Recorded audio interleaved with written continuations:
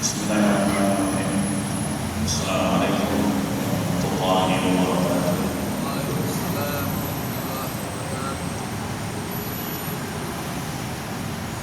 Alhamdulillah nahmaduhu wa nasta'inuhu wa nastaghfiruh. Na'udzu billahi min shururi anfusina wa min sayyiati a'malina. May yahdihillahu fala mudilla lahu wa may yudlil fala hadiya lahu. Asyhadu an la ilaha illallah wahdahu la syarika lahu wa asyhadu anna Muhammadan abduhu wa rasuluh sallallahu alaihi wa ala alihi wa sahbihi wa man tabi'ahum bi ihsan wa sallama taslima.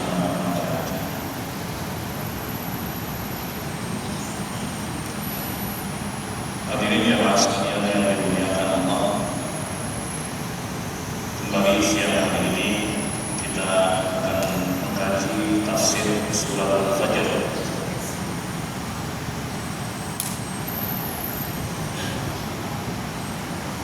Sampai pada ayat yang ke-9 dan sekarang masuk yang ke-10, di mana Allah Subhanahu wa taala menceritakan tentang hukumannya terhadap orang-orang yang zalim, menentang dan melawan utusan-utusan Allah Subhanahu wa taala, seperti kaum Ad, kaum Tsamud, dan Fir'aun serta para tentaranya. Allah Subhanahu wa taala berfirman,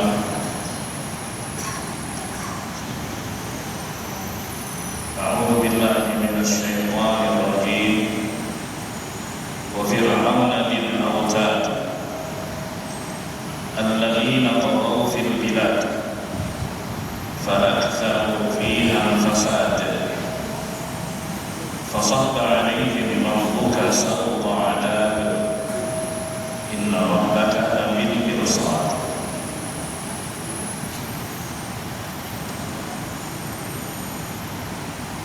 Dan Fir'aun yang memiliki pasukan yang kuat, Al-Utad adalah al-junudul ladina yashudduna lahu amra. Fir'aun yang memiliki tentara-tentara yang patuh kepadanya.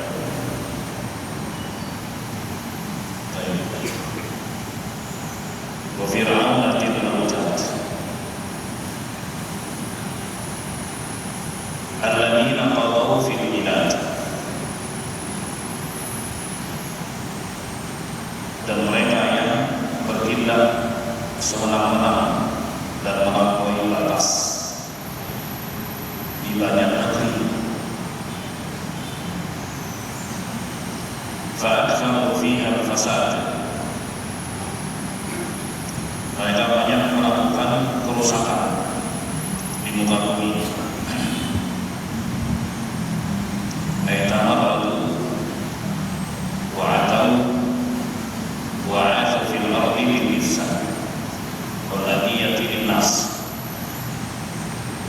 Mereka menentang utusan-utusan Allah. Mereka berbuat merusak di muka bumi dan sewenang-wenang terhadap sesama manusia. Fasahta alaihim rabbuka sawta adzab. Maka Allah Subhanahu wa taala melimpahkan kepada mereka sawta adzab, campur siksaan. Jadi siksaannya itu menyakitkan. Allah turun diturunkan dari langit berbagai bentuk hukuman berupa malapetaka.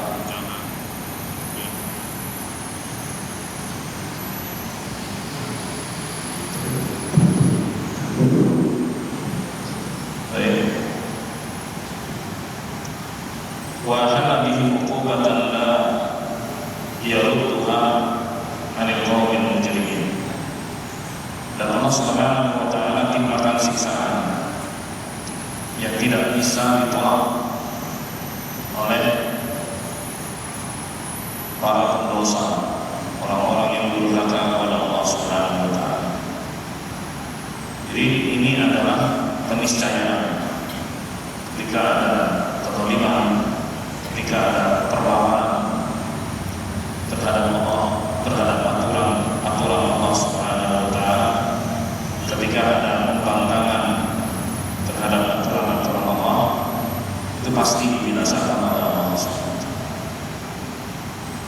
Jadi surat ini mengingatkan kita yang masih hidup,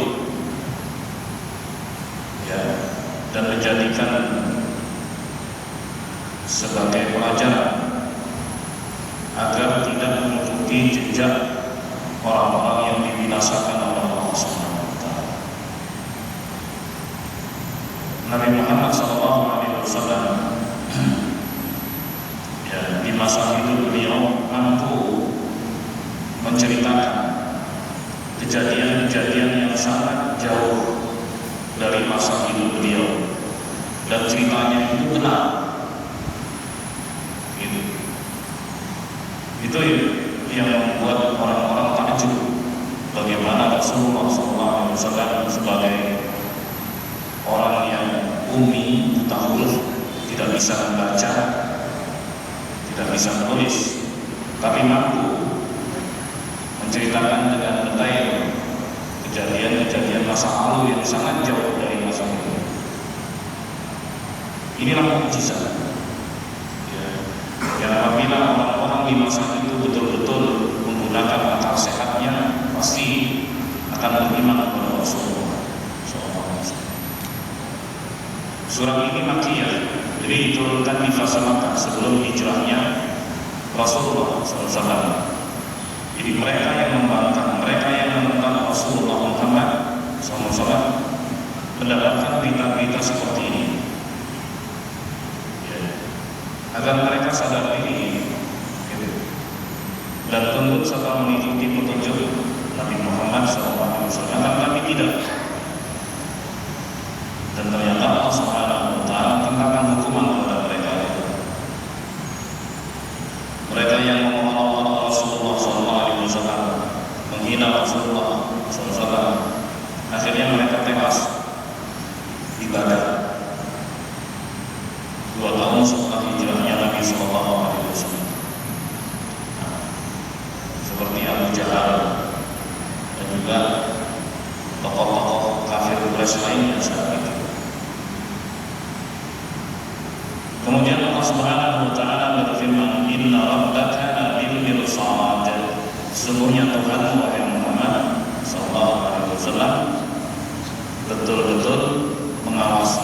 Yasma'u wa yara, kata Abdullah bin Abbas, dia mendengar dan dia melihat. Yani yarsudu khalqahu fima ya'maluna. Allah Subhanahu wa taala mengawasi seluruh gerak-gerik dan perbuatan makhluknya. Wa yujazi kullam bisa'i fid dunya wal akhirah. Dan Allah Subhanahu wa taala akan membalas masing-masing mereka sesuai dengan perbuatannya nanti di akhirat.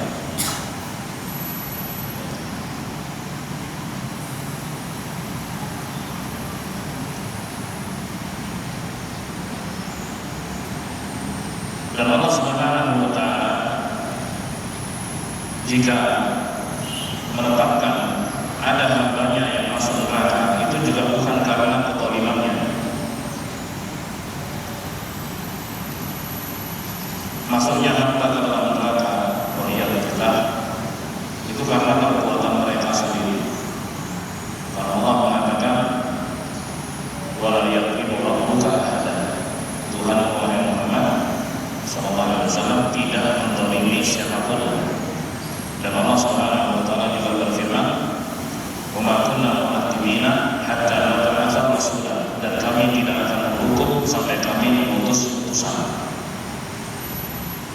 setelah jelas kepada mereka yang disebut dengan iqamatul hujjah, ya, bahwa sampainya kebenaran dari Allah kepada mereka dan mereka memahaminya. Jadi harus paham, bukan hanya sekedar sampai. Jadi yang ditarget atau target dakwah itu harus paham. Sebagaimana yang Allah firmankan tentang Fir'aun, wa jahadu biha wastaiqanatha anfusuhum dzulman wa 'uluwa. Mereka itu Fir'aun dan para menentang aturan Allah Subhanahu wa taala yang disampaikan oleh Musa. Sementara hati-hati mereka meyakini kebenarannya. Jadi Fir'aun itu tahu kebenaran yang dibawa oleh Musa alaihissalam. Kenapa dia menentang? Allah katakan dzulman wa 'uluwa. Karena dia bertindak zalim semena-mena. Dia tahu kebenaran tapi dia tidak melakukan. Wa 'uluwa, dan karena sombong. Karena definisi sombongnya adalah batalul haq, menolak kebenaran yang datangnya dari Allah Subhanahu wa taala. Wa ghamdun nas, dan merendahkan sesama manusia. Dan itulah yang dilakukan Fir'aun la'natullah, persis sama yang dilakukan oleh iblis. Dua unsur itu dilakukan. Dan itu yang dikatakan Nabi Muhammad SAW, al-kibru batalul haq wa ghamdun nas. Sombong itu yang pertama menolak kebenaran yang datangnya dari Allah, yang kedua adalah merendahkan sesama manusia. Itu maksudnya. Maka Allah Subhanahu wa taala hukum dia.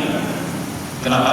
Karena sudah sampai kebenaran kepadanya dan dia paham dan dia tahu kebenaran itu, namun dia tolak. Maka Allah hukum dia. Allah tenggelamkan, ya, sampai ke dasar lautan. Dan Allah Subhanahu wa taala selamatkan saja. Allah Subhanahu wa taala selamatkan untuk menjadi pelajaran bagi orang-orang yang masih hidup seperti kita. Sampai sekarang tubuhnya Fir'aun itu masih ada. Seperti yang Allah Subhanahu wa taala firmankan, Allah jaga, tidak hancur. Jadi kita bisa melihat dia manusia biasa. Ya, parasnya juga sama seperti kita, kurang lebih namanya manusia biasa, tingginya juga, ya, kurang lebih juga sama, agak jauh beda. Manusia biasa sama seperti kita, tapi betapa congkak dan sombongnya dia kepada Allah Subhanahu wa taala dan utusannya. Akhirnya dihukum oleh Allah. Kalau kita lihat tubuhnya Fir'aun, ya, baik melalui foto ataupun video yang banyak beredar, biasa saja, dia manusia biasa, tapi luar biasa kejahatannya. Tahu kebenaran tapi dia menolaknya, bahkan menentangnya, bahkan ingin memadamkan cahaya Allah. Dia ingin bunuh Musa alaihissalam, dia ingin habisin umatnya Musa alaihissalam. Maka Allah Subhanahu wa taala hukum dia. Nah, sekali lagi, itu semua adalah pelajaran-pelajaran bagi kita yang masih. Jangan sampai berbuat semena-mena, berbuat kezaliman, yang melawan Allah Subhanahu wa taala, melawan Rasulullah SAW, karena ancamannya sangat keras dari Allah Subhanahu wa taala. Lalu Allah Subhanahu wa taala berfirman tentang keadaan manusia. Fa'ammal insanu idza mabtalahu rabbuhu fa'akramahu wa na'amahu fayaqulu rabbi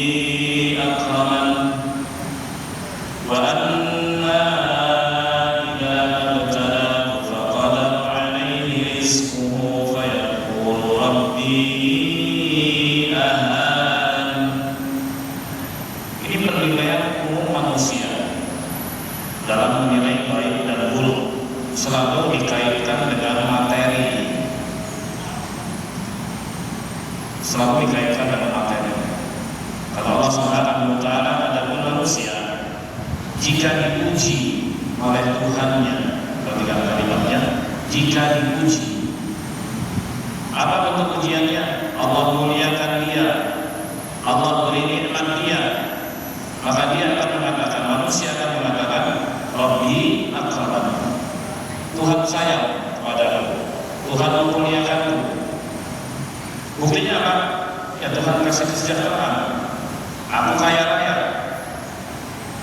Jadi selalu menilainya begitu, walaupun dia adalah orang yang paling jauh dari Tuhan, tidak patuh kepada Allah Subhanahu wa Ta'ala. Tapi ketika dia merasa diberi banyak anugerah berupa kekayaan, berupa rezeki dan sebagainya, pasti dia akan mengatakan, Tuhan sayang sama saya, nggak seperti kamu miskin. Itu tanda bahwa Tuhan nggak sayang sama kamu. Tapi itulah penilaian manusia, selalu dikaitkan dengan materi. Jadi kalau misalnya sejahtera dalam urusan materi, berarti Tuhan sayang sama dia. Padahal itu cobaan. Padahal itu cobaan, Allah sendiri yang mengatakan itu. Lalu Allah mengatakan, wa amma idza mabtala, dan jika Allah menguji lagi manusia, apa bentuknya? Faqadara alaihi rizqah, Allah batasi rizkinya. Fayaqulu rabbi ahanan, maka manusia akan mengatakan, Tuhan tidak sayang, Tuhan menghinakanku. Selalu dikaitkan dengan materi jangan. Subhanallah. Padahal kasih sayang sungguhnya ketika seorang itu dijauhkan dari neraka, dijauhkan dari sebab-sebab yang bisa memasukkan seorang ke dalam neraka dan dimasukkan ke dalam surga, dan dimudahkan untuk beramal dengan amalan yang mendekatkannya ke dalam surga. Itulah kasih sayang yang sesungguhnya, itulah kemenangan yang sesungguhnya. Sebab itu Allah Subhanahu wa Ta'ala berfirman, faman zuhziha 'anil nar wa udkhilal jannah faqad faz, maka barang siapa yang dijauhkan dari neraka dan dimasukkan ke dalam surga, maka dialah yang menang. Allah katakan bahwa kemenangan sesungguhnya, kasih sayang sesungguhnya adalah dijauhkan dari api neraka dan masuk surga. Itu masalah kehidupan di dunia, miskin kaya itu akan selalu ada, ya. Dan nanti dekat hari kiamat, ya, seluruh manusia akan mengalami kemakmuran. Seperti apa gambarannya? Sampai seseorang itu tidak mendapati ada orang lain yang mau menerima donasinya, tidak ada orang lain yang mau menerima sedekahnya. Saya kasih sedekah, enggak, saya aja yang kasih sedekah kamu. Tidak ada yang mau menerima sedekah.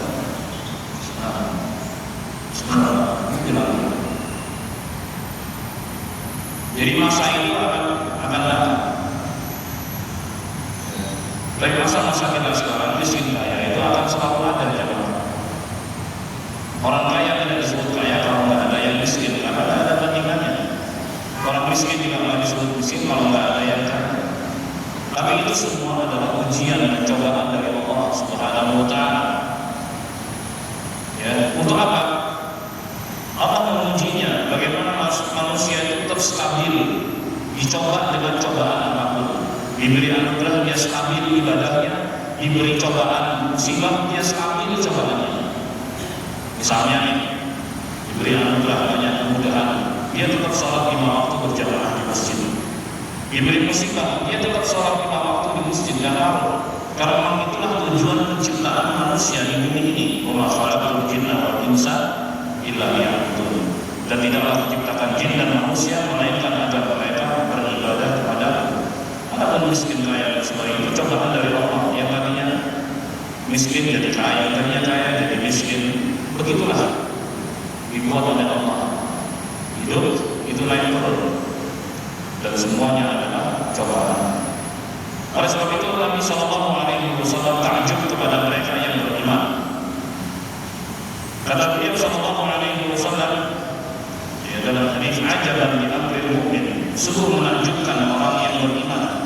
Inna amrahu kullahu lahu khair, seluruh urusannya itu selalu baik bagi orang yang beriman. Wa laysa dzalika illa lil mu'min, dan itu tidak dimiliki kecuali oleh orang yang beriman. In asabatu sarra'u syakara fa kana khairan lahu, kalau dia mendapatkan anugerah bersyukur dan itu baik baginya. Karena begitulah cara mendapatkan anugerah, dengan cara bersyukur kepada Allah Subhanahu wa taala. Bersyukur itu ada 4 ketentuan. Yang pertama, meyakini bahwa apa yang dia dapat dari Allah Subhanahu wa taala. Yang kedua, basmi lisannya untuk puji-puji Allah Subhanahu wa taala. Ya, bagaimanapun dia dapatkan rezeki walaupun dari sebab orang lain, tapi hakikatnya itu dari Allah Subhanahu wa taala. Maka dia harus puji-puji Allah Subhanahu wa taala dan juga setelah itu berterima kasih kepada yang telah membantunya untuk sukses. Tapi puji dulu Allah Subhanahu wa taala. Yang ketiga, dia gunakan anugerahnya itu untuk taat kepada Allah Subhanahu wa taala. Dia pakai itu ibadah seperti haji, umrah, kurban, zakat, berbagi dengan sesama dan sebagainya. Itu semua adalah jalan Allah Subhanahu wa taala. Dan yang keempat, ya, menjaga anugerah tersebut jangan sampai hilang atau dicabut karena kecerobohannya. Ingat, karena kecerobohannya. Kadang-kadang ada orang yang sudah diberi nikmat kesehatan, dia nggak jaga. Ya, misalnya gigi dikasih bagus, insya Allah, dia nggak jaga, akhirnya bolong-bolong. Mestinya dia jaga dengan gosok gigi, menjaga kebersihannya dan seterusnya. Demikian pula berlaku pada nikmat-nikmat yang lain. Kalau tak jaga, dicabut oleh Allah Subhanahu wa taala karena kecerobohannya. Seorang muslim mukmin dia menjaga anugerah tersebut jangan sampai hilang karena kecerobohan. Tapi kalau seandainya dia sudah menjaganya, kemudian datang musibah, itu lain soal. 4 itu tadi ketentuan dalam bersyukur kepada Allah Subhanahu wa taala. Nah, sebaliknya ketika orang yang beriman itu diuji dengan kesulitan, dengan musibah, maka dia bersabar menghadapinya, dan itu baik juga buat dia. Bersyukur baik ketika dapat anugerah, bersabar juga baik ketika mendapatkan musibah.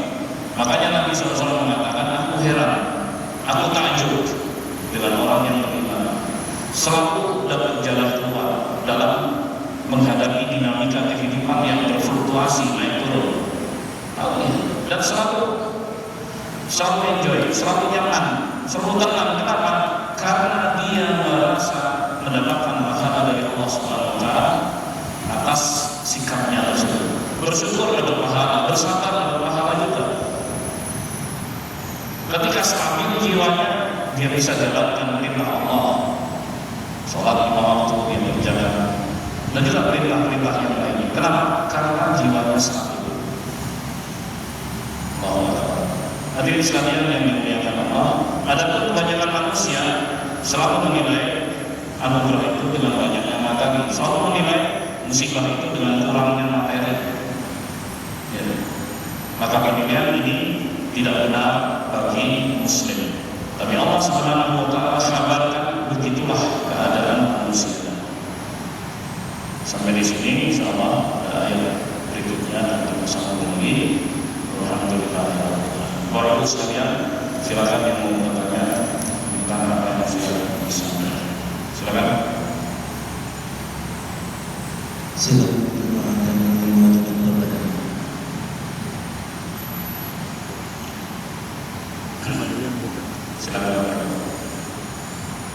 Ada yang ingin ditanyakan sama jamaah yang menonton.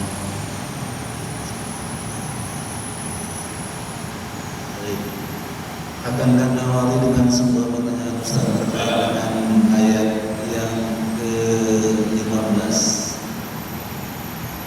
yang di sana menyatakan bahwa mengenai nikmat, kemudian ujian terbesar dari kehidupan kita adalah kematian. Pertanyaannya adalah, apakah kata-kata inna lillahi wa inna ilaihi raji'un itu merupakan doa atau pengakuan? Ya, jemaah sekalian yang Allah,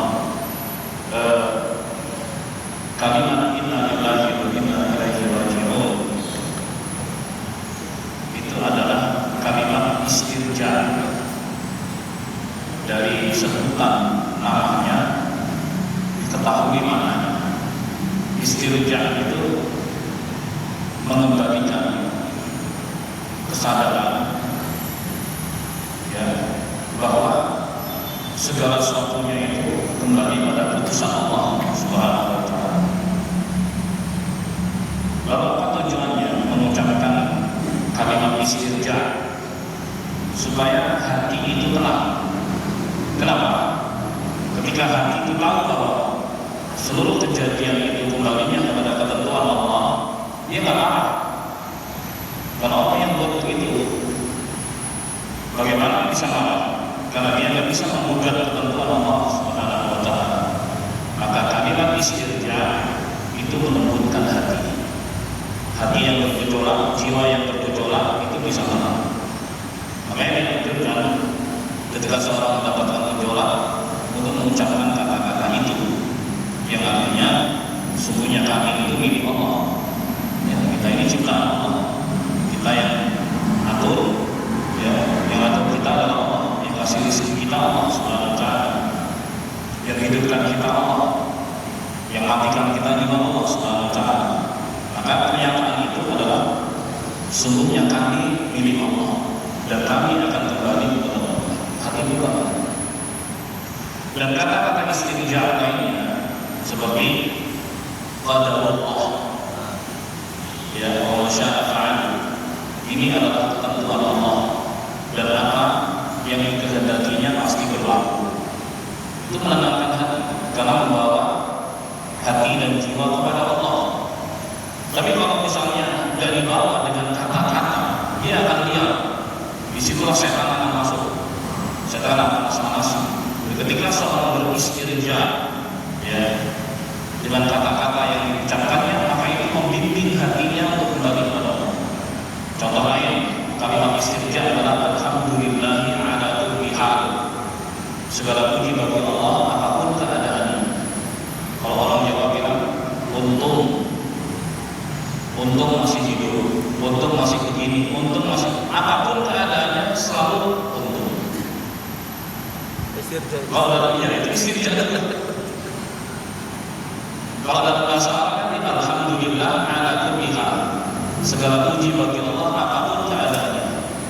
Mau keadaan apapun segala puji bagi Allah, itu istirja, melembutkan hati, menenangkan hati. Nah itu dia, supaya tidak panas kalau tidak berbuat hal-hal yang tidak diinginkan. Demikian. Silakan. Assalamualaikum warahmatullahi wabarakatuh. Waalaikumsalam. Silakan. Ustaz, ini ayat yang ke-16 ini, Bismillahirrahmanirrahim.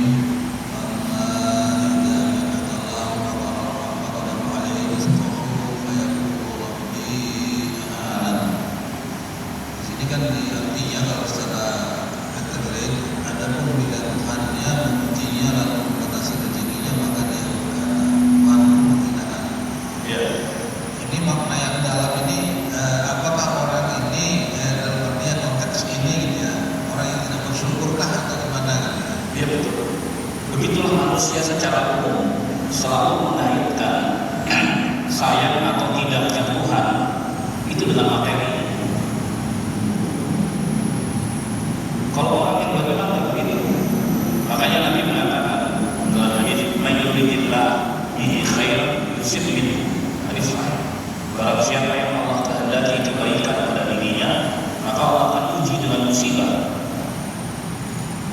Ketika seorang diuji dengan musibah dan dia beriman kepada Allah, dia tahu bahwa itu kehendak baik dari Allah Subhanahu wa Ta'ala. Tapi kalau orang pada umumnya tidak tahu terima kasih kepada Allah, tidak bersyukur kepada Allah, menilainya sebagai apa? Sebagai hinaan dari Tuhan. Makanya mereka selalu membesar dari kalangan kufar dahulu sampai juga kufar Quraisy terhadap para nabi.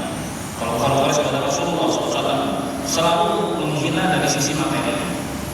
Kamu ini derajatnya apa dibanding kami pokok. Kamu miskin, kami kaya, sama persis. Fir'aun kepada Musa, begitu. Kemudian membesar kaum Lut kepada Lut.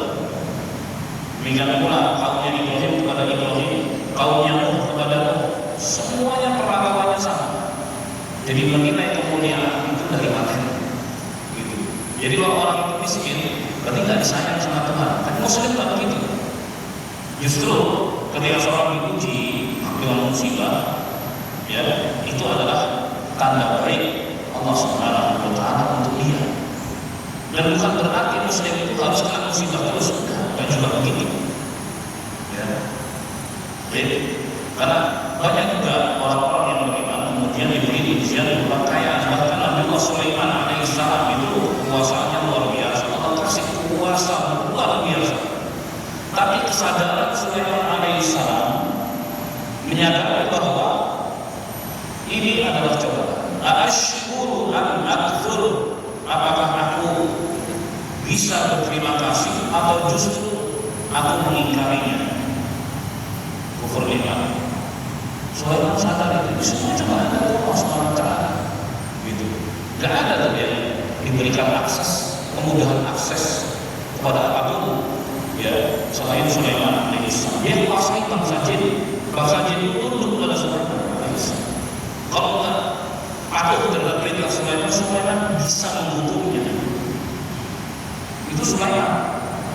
Dan dia berdoa kepada Allah Subhanahu wa taala agar Allah tidak berikan anugerah itu kepada siapapun. Oleh sebab itu ketika Nabi SAW menangkap jin yang mengganggu sholat beliau, ditangkap. Ya. Lalu dia mengatakan, seandainya bukan karena doa Sulaiman, saudara, niscaya jin ini akan ikat di tiang Masjid Nabawi dan akan menjadikan mainan oleh anak-anak penduduk Madinah. Tidak bisa, akses tidak bisa. Karena doa Sulaiman dikabulkan oleh Allah Subhanahu wa taala. Demikian. Jadi begitulah orang yang beriman. Orang beriman selalu positif memandang apapun. Dia mendapatkan anugerah yang positif, pandangannya dengan cara bersyukur. Dia mendapatkan musibah pun dia positif, selalu positif thinking, berpikir apalagi berhusnudzan kepada Allah, selalu berbaik sangka kepada Allah Subhanahu wa taala. Ya, dengan cara bersabar.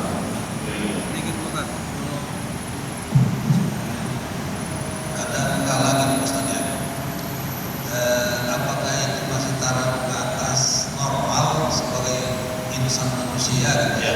Kadang-kadang musibah atau cobaan datang itu kita sempat juga merasa ada rasa ya kecewa gitu, tapi baru kita kembali ya, astagfirullah saya ini kalau udah suatu takdir gitu. Apakah tadi itu bagian dari memang kadar iman kita seseorang gitu? Karena saya kadang mengalami itu Ustaz, dan saya alami kadang gitu ya, mohon maaf gitu, ketika dibiasa dengan jabatan tiba-tiba shock sebentar lagi gitu. Tapi baru pulih lagi setelah kita menyadari siapa kita kan. Apa ini cerminan kadar iman gitu kan, atau memang itu manusiawi normal gitu. Baik, jemaah sekalian yang mulia, Nabi SAW memberikan kriteria orang itu disebut sabar atau tidak. Kata beliau, innamas sabru indas sadmatil ula. Kesabaran itu dilihat ketika mendapatkan benturan pertama. Apapun kejadian yang tidak dia sukai, nah disitulah bergejolak. Disebut sabar saat benturan pertama itu dia mampu kuasai diri, itulah sabar. Bagaimana latihannya? Latihan karena tidak gampang untuk bisa kendalikan diri, mengendalikan dirinya, tidak sampai mengeluarkan kata-kata yang buruk dan tidak sampai melakukan perbuatan yang buruk. Buruk itu seperti mengkot, jambar. Nah itu niat, itu dilarang, atau kata-kata yang kotor. Kita sih Pak Ustaz tidak sampai ya. Dia hanya cuma kadang mencobanya itu berdiskusi. Iya. Dengan tentu mengambil decision making itu kita kenapa Pak bisa begini? Iya. Apakah itu masih normal atau kita cukup terima adalah ya apapun yang terjadi terimalah gitu. Iya. Nah itu pertanyaan saya itu, apakah kita memang masih boleh tahap semacam minta penjelasan ya, seperti inilah. Oke. Apakah minta penjelasan, minta klarifikasi atas sesuatu yang disebut tidak sabar. Itu mungkin ya. Yaitu tetap sabar kalau mintanya baik-baik. Kalau mintanya sambil lempar batu, kalau minta baik-baik berarti kan dalam pengendalian diri. Poinnya adalah pengendalian diri itu, karena makna sabar adalah habsul nafs, pengendalian diri. Itu kata kuncinya. Dan standar kesabaran itu dilihat saat seorang mengalami benturan pertama. Itu Rasulullah yang bilang. Nah, ketika seorang mengalami benturan pertama nggak enak gitu ya, di situ bergejolak. Saat dia mampu kendalikan dirinya, maka dia disebut sabar. Kendali dari apa? Kendali dari kata-kata yang tidak baik, kendali dari perbuatan yang tidak baik. Dia mampu redam dirinya, itulah sabar. Dan orang butuh pelatihan. Tapi ada sebagian orang yang mendapatkan anugerah begitu. Memang dari semuanya Allah kasih dia kesabaran. Tapi kesabaran juga bisa dilatih. Bisa dilatih dengan cara yang penting kita tahu nih, standarnya, yaitu saat mendapati hal yang tidak mengenakan, lalu seorang berusaha untuk mengendalikan diri. Dan orang yang kuat adalah orang yang mampu mengendalikan dirinya. Inna laisa syadidu bisur'ah. Orang kuat itu bukan orang yang sempurna dalam bela diri. Inna syadid man yamliku nafsahu illa Allah. Hanya saja orang yang kuat ketika dia mampu menguasai dirinya saat marah. Jadi kalau ada terapi, ketika seorang terkena mentalnya atau jiwanya, lalu diperintahkan untuk teriak sekeras-kerasnya atau memukul sekuat, itu salah, itu lemah, itu nanti bikin mental itu rapuh. Kalau petunjuk Nabi Muhammad SAW, kendalikan, tahan, itu supaya kuat. Kalau nggak begitu nggak akan kuat. Rasulullah justru kalau dibuatkan itu bikin rapuh. Sampai di sini. Semoga bermanfaat dan kurangnya mohon maaf. Terima kasih atas perhatiannya. Semoga Allah selalu memberikan taufik hidayah kepada kita semua dalam menyelamatkan kita di dunia maupun di akhirat. Dan semoga Allah mempertemukan kita kembali dengan bulan Ramadan dan memudahkan kita beramal saleh di bulan tersebut serta memberikan amal ibadah kita. Amin ya rabbal alamin. Subhanallahumma wa bihamdihi asyhadu an la ilaha illa anta astaghfiruka wa atubu ilaik. Assalamualaikum warahmatullahi wabarakatuh. Demikian para jemaah yang dirahmati Allah, terima kasih atas segala perhatiannya. Insyaallah untuk bertemu di hari Kamis yang akan datang. Assalamualaikum warahmatullahi wabarakatuh.